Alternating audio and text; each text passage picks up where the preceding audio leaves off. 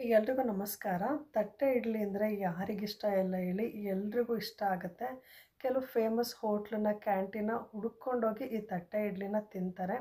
ಈ ತಟ್ಟೆ ಇಡ್ಲಿ ಮಾಡೋದಕ್ಕೆ ಅಕ್ಕಿನ, ಉದ್ದಿನಬೇಳೆನ ನೆನೆಸಿ, ರುಬ್ಬಿ, ಒಂದು ರಾತ್ರಿ ಹಿಟ್ಟನ್ನು ನೆನೆಯೋಕ್ಕೆ ಬಿಟ್ಟು ನೆಕ್ಸ್ಟ್ ಡೇ ನಾವು ಇಡ್ಲಿ ಮಾಡ್ತೀವಲ್ವ. ಆದರೆ ನಾನಿವತ್ತು ತುಂಬಾ ಸುಲಭವಾಗಿ ಒಂದು ಮೆಥಡಲ್ಲಿ ನಿಮಗೆ ತೋರಿಸ್ತಾ ಇದ್ದೀನಿ.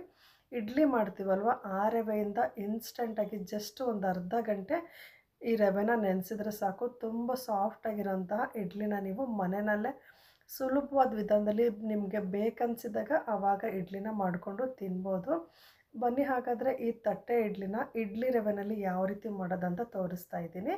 ನೀವು ನೀರು ಕುಡಿತೀರಲ್ವ, ಆ ಗ್ಲಾಸಲ್ಲಿ 1.5 ಗ್ಲಾಸಷ್ಟು ಇಡ್ಲಿ ರವೆ ತೊಗೊಂಡಿದ್ದೀನಿ.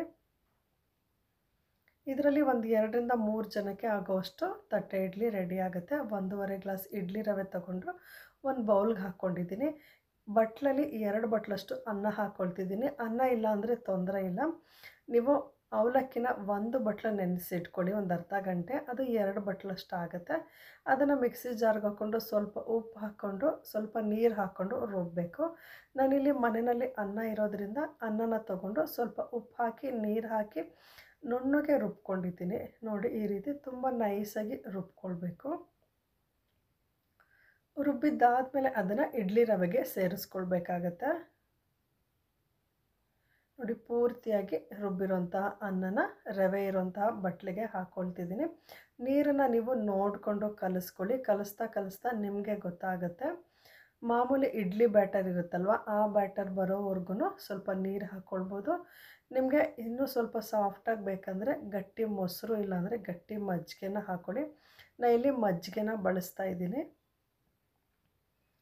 ಅನ್ನನ ರುಬ್ಬಾಕೊಂಡಾದಮೇಲೆ ಮಜ್ಜಿಗೆ ಇಲ್ಲಾಂದರೆ ಮೊಸರನ್ನ ಹಾಕಿ ಕಲಿಸಿ ನೋಡಿ.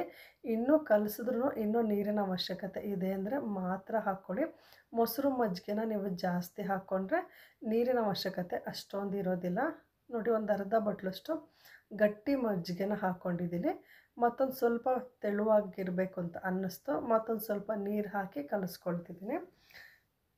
ಇಲ್ಲಿ ನೀವು ನೋಡ್ಕೊಂಡು ಕಲಿಸ್ಕೊಳ್ಳಿ. ಒಂದೊಂದು ರವೆ ನೀರು ಜಾಸ್ತಿ ತೊಗೊಳುತ್ತೆ, ಒಂದೊಂದು ರವೆ ನೀರು ಕಮ್ಮಿ ತೊಗೊಳುತ್ತೆ.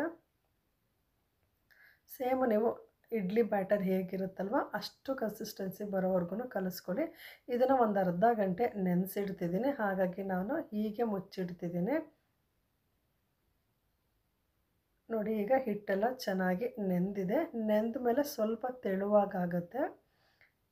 ಮೊಸರು, ಮಜ್ಜಿಗೆ ಅಥವಾ ನೀರು ಸ್ವಲ್ಪ ತೆಳುವಾಗಿ ನೀರು ಬಿಟ್ಕೊಳ್ಳುತ್ತೆ. ಹಾಗಾಗಿ ಕಲಿಸ್ಬೇಕಾದ್ರೆ ಸ್ವಲ್ಪ ಗಟ್ಟಿಯಾಗೇ ಕಲಸಿ ಮುಚ್ಚಿ ಇಡಿ.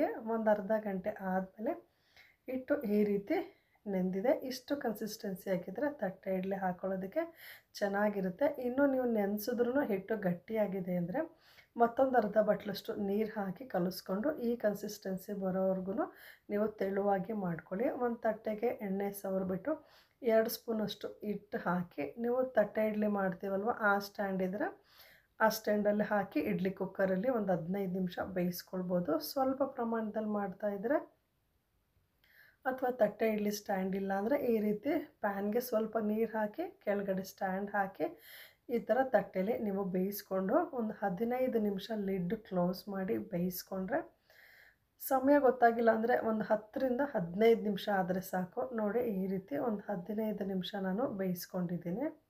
ಈಗ ಇಡ್ಲಿ ಚೆನ್ನಾಗಿ ಬೆಂದಿದೆ. ನಿಮಗೆ ಅಕ್ಕಿ ಮತ್ತು ಉದ್ದಿನಬೇಳೆ ರುಬ್ಬಿ ಮಾಡ್ತೀವಲ್ವ, ಅದು ಒಂದೊಂದು ಸಲ ತಟ್ಟೆಗೆ ಇಟ್ಕೊಂಡ್ಬಿಡುತ್ತೆ. ಆದರೆ ಈ ರವೆಯಿಂದ ಮಾಡಿರೋದು ಸ್ವಲ್ಪನೂ ತಟ್ಟೆಗೆ ಅಂಟ್ಕೊಳ್ಳಲ್ಲ. ಸ್ವಲ್ಪ ಎಣ್ಣೆ ಹಾಕಿ ಬೇಯಿಸಿರೋದ್ರಿಂದ ನೋಡಿ ಎಲ್ಲೂ ಸ್ವಲ್ಪನೂ ತಟ್ಟೆಗೆ ಅಂಟ್ಕೊಂಡಿಲ್ಲ. ಅಷ್ಟು ಚೆನ್ನಾಗಿ ಸ್ಪೂನಿಂದ ತೆಗಿಬೇಕಾದ್ರೆ ಬಿಟ್ಕೊಳ್ತಾ ಇದೆ. ಒಳಗೂ ಅಷ್ಟೇ ತುಂಬಾ ಸಾಫ್ಟಾಗಿ ಗೂಡಾಗಿ ಹರಡ್ಕೊಂಡಿದೆ. ನೀವು ಹೋಟೆಲ್ಗಾಗಿರ್ಬೋದು, ಕ್ಯಾಂಟೀನ್ಗಾಗಿರ್ಬೋದು ತಟ್ಟೆ ಇಡ್ಲಿನ ಹುಡುಕೊಂಡು ಹೋಗ್ತೀರಲ್ವ, ಅದಕ್ಕಿಂತನೂ ರುಚಿಯಾಗಿ ಬರುತ್ತೆ. ಅದಕ್ಕಿಂತ ತುಂಬ ಸಾಫ್ಟಾಗಿ ಇರುತ್ತೆ ಅಂತ ಹೇಳ್ಬೋದು. ಇದು ರವೆ, ಮೊಸರು ಮತ್ತು ಅನ್ನ ಹಾಕಿ ಹಾಕಿ ಮಾಡಿರೋದ್ರಿಂದ ತುಂಬಾ ಸಾಫ್ಟಾಗಿರುತ್ತೆ. ನೋಡಿ ಎಷ್ಟು ಚೆನ್ನಾಗಿ ತಟ್ಟೆ ಇಡ್ಲಿ ರೆಡಿಯಾಗಿದೆ ಅಂತ. ಇದನ್ನು ಪಲ್ಯ ಜೊತೆ, ತೆಂಗಿನಕಾಯಿ ಚಟ್ನಿ ಜೊತೆ, ನಮ್ಮ ಕಡೆ ಅಂತೂ ಇದನ್ನು ಕೆಂಪು ಚಟ್ನಿ ಜೊತೆ ತಿಂತಾರೆ. ತುಂಬ ಚೆನ್ನಾಗಿರುತ್ತೆ. ನೋಡಿದ್ರಲ್ವ ಎಷ್ಟು ಸುಲಭವಾಗಿ ಇನ್ಸ್ಟೆಂಟಾಗಿ ಜಸ್ಟ್ ಅರ್ಧ ಗಂಟೆ ಟೈಮ್ ಇದ್ದರೆ ಸಾಕು, ಬಿಸಿ ಬಿಸಿಯಾಗಿರೋಂತಹ, ಜೊತೆಗೆ ಉದುರುದ್ರಾಗಿರುತ್ತೆ. ರವೆ ಹಾಕಿರೋದ್ರಿಂದ ತುಂಬ ಉದುರುದ್ರಾಗಿ ಸ್ಮೂತಾಗಿರುತ್ತೆ. ಆ ರೀತಿ ಇಡ್ಲಿನ ಮನೆಯಲ್ಲೇ ರವೆಯಿಂದ ಮಾಡ್ಕೊಳ್ಬೋದಂತ. ಅಕ್ಕಿನೋ ನೆನೆಸೋದು ಬೇಡ, ರುಬ್ಬೋದು ಬೇಡ, ತುಂಬ ಸಾಫ್ಟಾಗಿ ಬರುತ್ತೆ. ಈ ವಿಡಿಯೋ ಇಷ್ಟ ಆದರೆ ಲೈಕ್ ಮಾಡಿ, ಶೇರ್ ಮಾಡಿ. ಧನ್ಯವಾದಗಳು.